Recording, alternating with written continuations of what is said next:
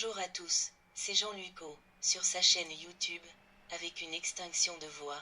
Je suis obligé d'utiliser une voix artificielle pour vous présenter les actualités. Veuillez m'en excuser. Aujourd'hui, nous avons parlé de...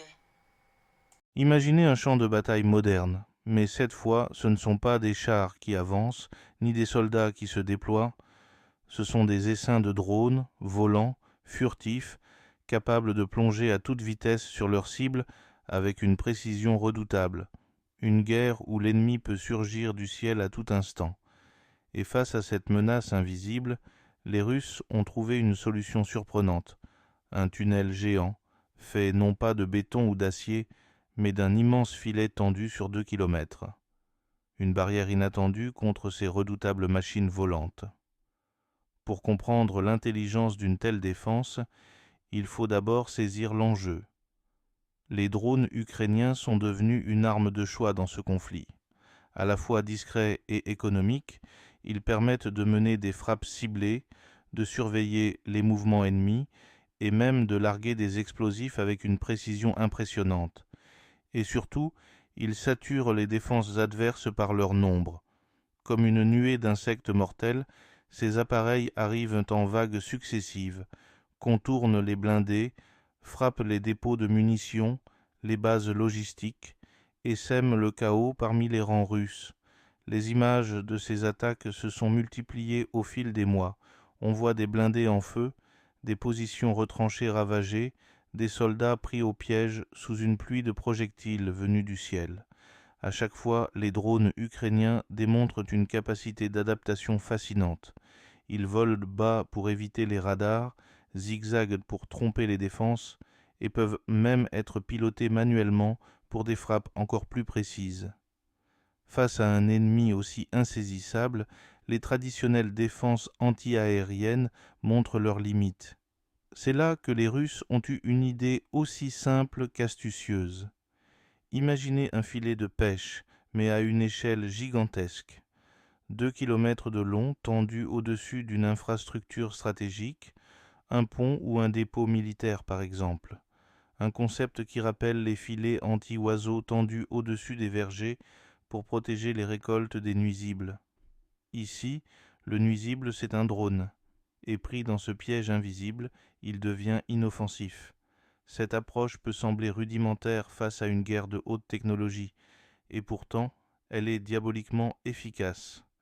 Contrairement à un missile anti-aérien, qui coûte très cher et doit être précis, un filet est une solution économique et passive. Il ne nécessite ni radar ni énergie. Il est là, suspendu, et attend patiemment que quelque chose vienne s'y heurter. Et si un drone ennemi le percute à pleine vitesse, c'en est fini pour lui.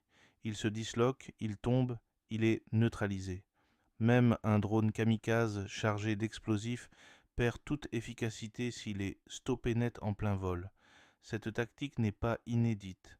Durant la Seconde Guerre mondiale, des câbles et des filets étaient déjà tendus pour piéger les avions ennemis, en particulier dans les zones sensibles comme les bases aériennes ou les villes stratégiques. Aujourd'hui, avec le retour des essaims de drones sur le champ de bataille, cette méthode renaît sous une forme modernisée. Les Russes l'ont vue comme une solution pragmatique à une menace qui évolue sans cesse. Mais bien sûr, cette réponse ne signifie pas que les Ukrainiens en resteront là. Toute technologie guerrière pousse à des contre-mesures. Face à ces filets, les ingénieurs ukrainiens chercheront sans doute des alternatives. Drones dotés de découpeurs laser, nouvelles tactiques de vol, attaques en essaim encore plus complexes pour saturer les barrières de défense. C'est une véritable course technologique où chaque innovation entraîne une riposte, où chaque nouvelle arme appelle une parade.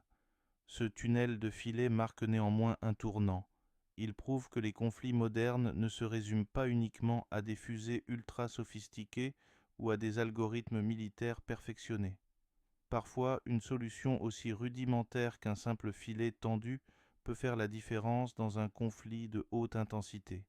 Comme un parfait exemple de la guerre d'usure où chaque camp cherche à s'adapter plus vite que l'autre. Alors, à quoi ressemblera la prochaine étape? Un champ de bataille peuplé de drones kamikazes, des barrages de filets tendus un peu partout, des contre-mesures toujours plus inventives?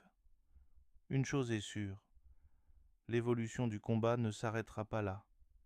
Dans cette guerre où chaque jour apporte son lot d'innovations, une idée simple comme celle-ci peut parfois bouleverser les stratégies.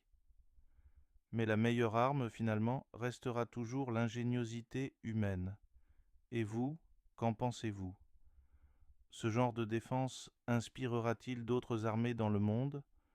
Peut-on imaginer un futur où les cieux seront quadrillés de filets et de contre-mesures invisibles, transformant le champ de bataille en un immense échiquier de pièges et de technologies furtives?